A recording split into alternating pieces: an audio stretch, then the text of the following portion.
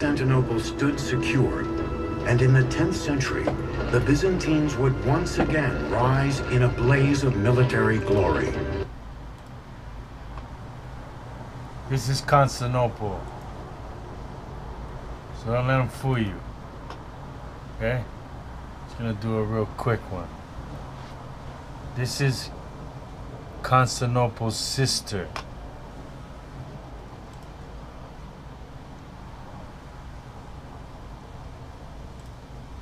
This is Edith of England and Otto I, Holy Roman Emperors from Germany, with full beards. Afro people who you would call amalgamations or mixed breeds.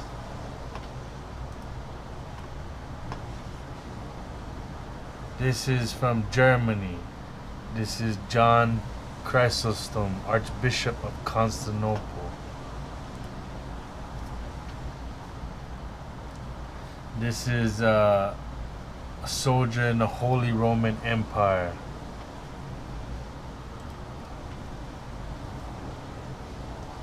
This is Elector Frederick III, the Wise of Saxony. He was a duke. He is full bearded. We consider Esau, the dukes, the melanated ones. Alright, so let's get back to the video.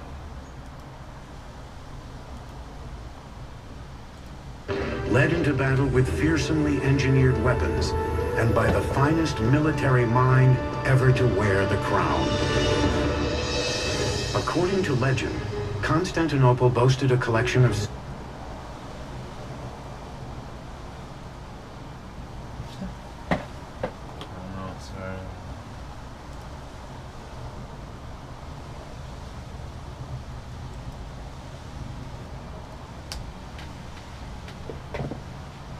This is how they do it. This is how they do it.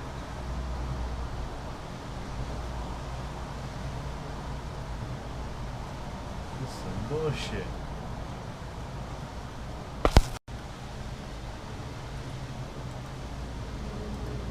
And in the 10th century, the Byzantines would once again rise in a blaze of military glory, led into battle with fearsomely engineered weapons, and by the finest military mind ever to wear the crown. According to legend, Constantinople boasted a collection of sacred Christian relics, including the True Cross and John the Baptist's head. John the Baptist's head. The year is 1000 AD, the end of the first millennium of the... Okay, so now we have a date. So let's write this down. 1000 AD. Alright. The time is 1000 AD. Okay, what we know is that it's the Byzantines. Okay?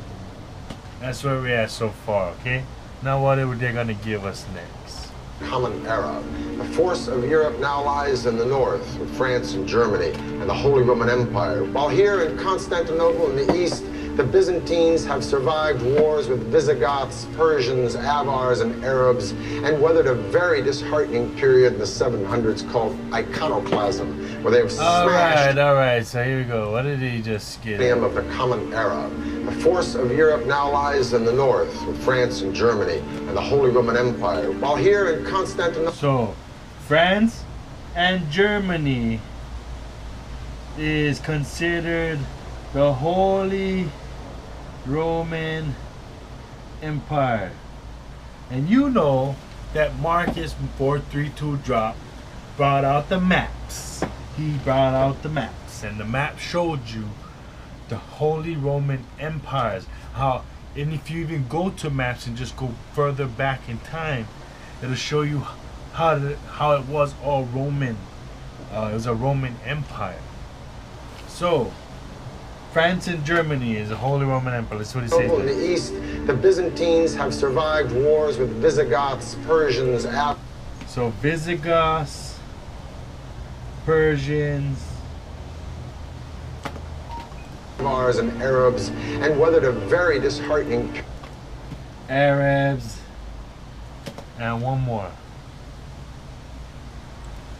Byzantines have survived wars with Visigoths, Persians, Avars, and Arabs, and weathered a very disheartening Avars. period in the What is Avars? 1700s called iconoclasm. Boom. Okay, that's what we want.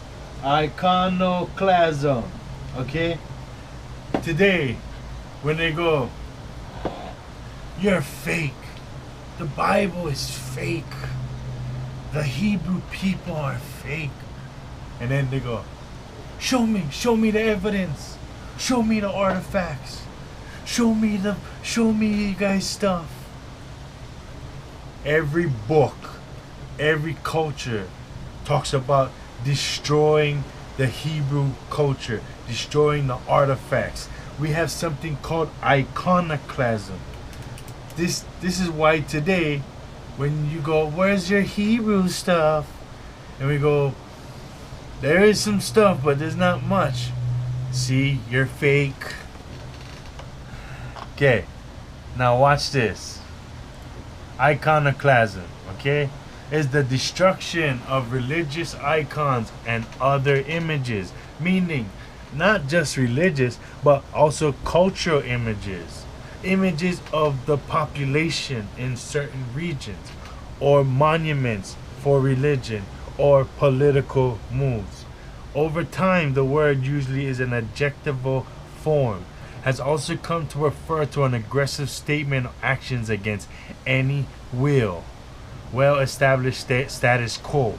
Okay, now here we go. Now let's go. Let's come back to this. Okay.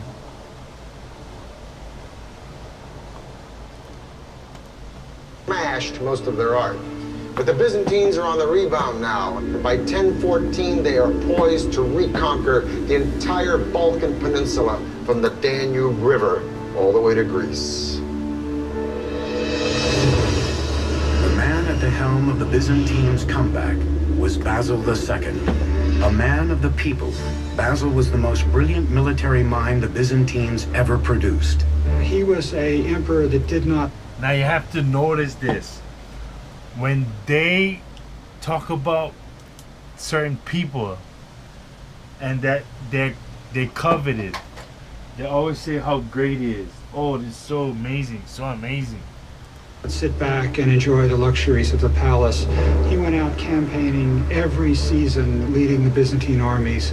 Now, you're thinking to yourself, well, if this guy was melanated, then what are you talking about? Why would they talk good about him? And I'm going to show you why. You must understand, it's not just a white supremacy thing. There's different nationalities and different colors of people that are marginalizing and keeping the truth from you. And this video is gonna show you the one connection, or all right, Against the foes. He was seen to be a soldier's emperor, but there's no doubt he ranks as a highly competent, very able, very intelligent, very versatile military leader, as well as a good ruler. Basil's greatest enemy was Tsar Samuel, who ruled Bulgaria, a Slavic kingdom vying for control of the Balkan Peninsula. Okay, so this is a Slavic country in Bulgaria. Okay, Bulgaria, Slavic nation. All right. Now we know that Slavic people is where you get the word slave from. So this is a so-called white people. In 986, a decade into his reign, Basil suffered a devastating defeat at the hands of Samuel's army. The first time he marched north, he was only 18, I think. He might have been a bit younger. And he walked into an ambush, basically. Humiliated, Basil swore revenge on the Bulgarian nation. That revenge would take a quarter-century to unfold. In the meantime, his defeat So he's mad. emboldened his Byzantine rivals. After crushing a series of revolts within his empire, Basil turned his attentions outward to restoring lost imperial lands. Determined to regain Byzantine's glory, he had ordered his engineers to design a new model of a deadly siege weapon, the trebuchet. The trebuchet's design was based on simple... When Samuel saw his ragged and mutilated army, he collapsed. And 2 days... All right, okay, now that was awesome. All right, so I don't know how good that video is gonna do you, but I mean, it's interesting stuff. But let's just take what we got and run with it. All right. So we have the name Basil. Okay. Let's go to the next one.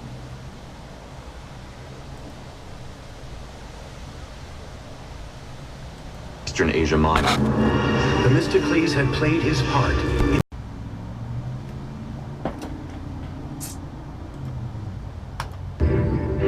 Samuel had been the only man to beat Basil in battle, and for that distinction he would pay dearly. On July 29th in the year 1014, Basil launched a surprise attack, conquering the Bulgarian army, capturing 14,000 men. His revenge would be brutal. He blinded all of them, leaving every 100th man with one eye to lead the rest back to Bulgaria. When Samuel saw his ragged and mutilated army, he collapsed, and 2 days later he died. It's one thing to execute all of these people. It's another thing to send them back to the country where their countrymen in some ways have to take care of all these people. So they become a kind of permanent liability to the society. The cruel victory earned the... So this Bulgarian and Byzantine war started actually with Michael, this guy Michael the second or the third, and it started in 800. It started in 800. It says it right up here.